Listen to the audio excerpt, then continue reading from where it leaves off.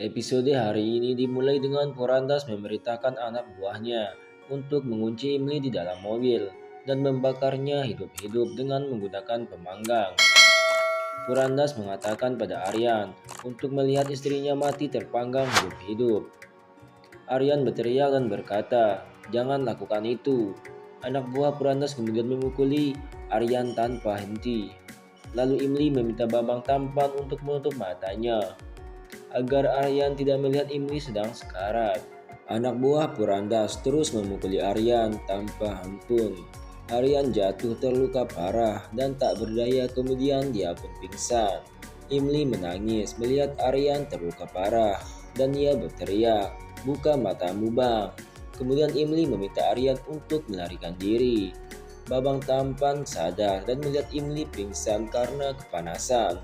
Aryan bangkit dan menghajar anak buah Porandas secara brutal tanpa ampun.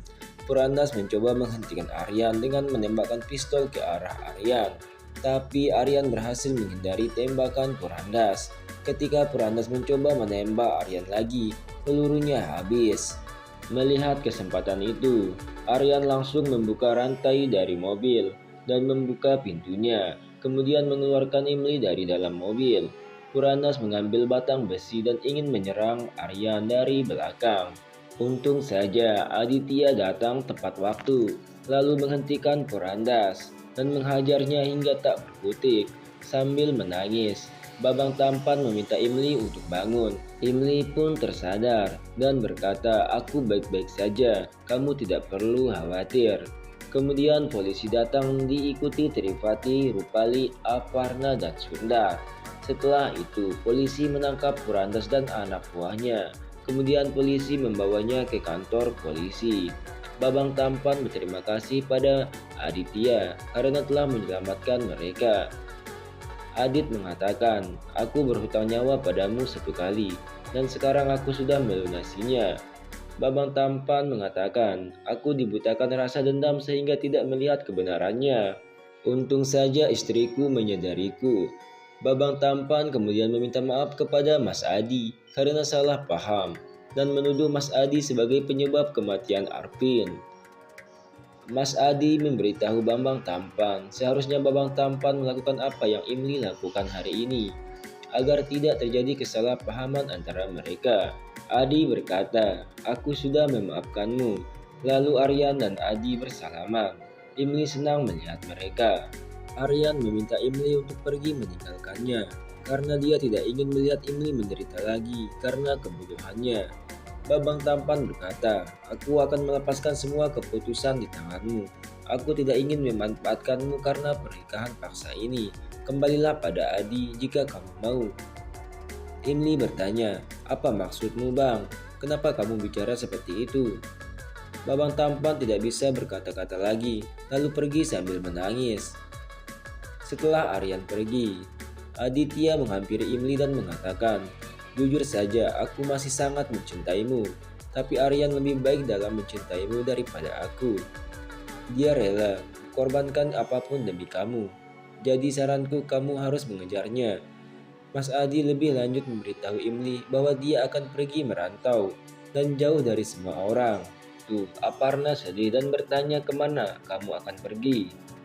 Aditya berkata, "Aku sudah mendapat pekerjaan di Australia dan perusahaan memintaku untuk pindah ke sana." Adi berpamitan pada Aparna dan semua orang. Aparna kemudian memeluk anak kesayangannya sebelum pergi. Kita beralih ke Imli dan Babang Tampan. Imli sangat galau mengingat kata-kata Babang Tampan. Babang Tampan juga sangat galau memikirkan momen kebersamaannya dengan Imli. Mereka berdua menangis mengingat semua kenangan yang mereka lalui. Setelah itu, Aryan kembali ke rumah dan Arpita mengobati luka Aryan. Arpita bertanya, "Di mana istrimu?"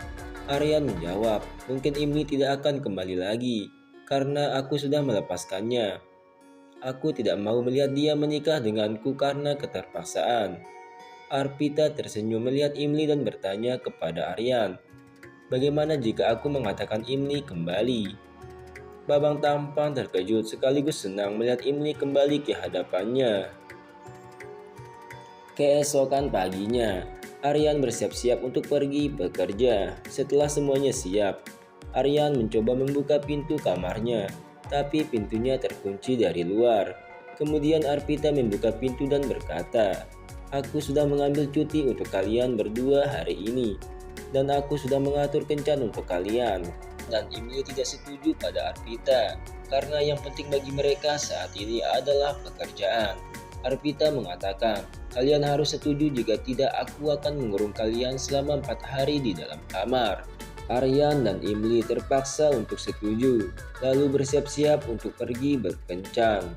Budia mengintip dan mendengar percakapan mereka dan berkata kepada ibunya bahwa Babang Tampan dan Emily akan pergi berkencan. Sihir membanting piring cemilan dengan marah dan berencana untuk merusak kencan Babang Tampan dan Emily. Di sisi lain, Aryan meminta Emily untuk berdansa dengannya. Emily setuju dan mengatakan, "Kita membutuhkan musik agar bisa menari seperti Shah Rukh Khan dengan goyangan yang indah."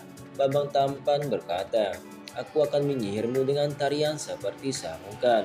Mereka berdua menari sambil menatap mata satu sama lain. Tiba-tiba nenek sihir berteriak, lalu menuduh Sundar mencuri perhiasan dari kamarnya dan bertanya di mana Sundar menyembunyikannya. Sundar berkata, "Aku bukan pencuri." Emily dan Aryan datang melihat Sundar. Emily mengatakan bahwa Sundar bukan pencuri. Nenek sihir marah dan meminta Budia untuk telepon polisi.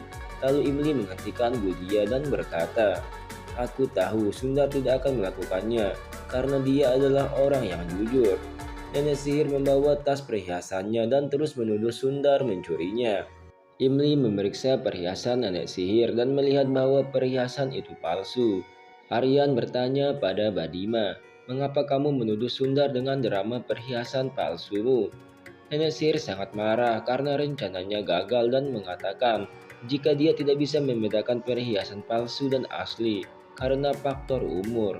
Budia dan nenek sihir pun pergi dari sana.